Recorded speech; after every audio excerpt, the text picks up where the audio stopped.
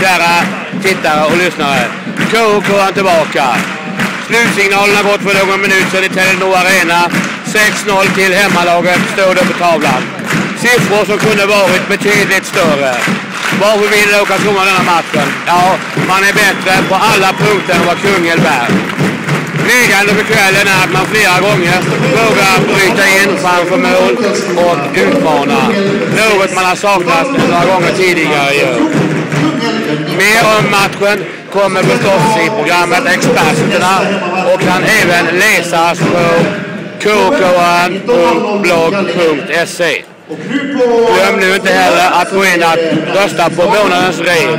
Det gör ni också genom att smsa 0735 08 36 28.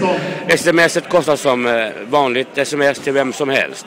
Ni kan också mejla på peterkokoan@yahoo.se.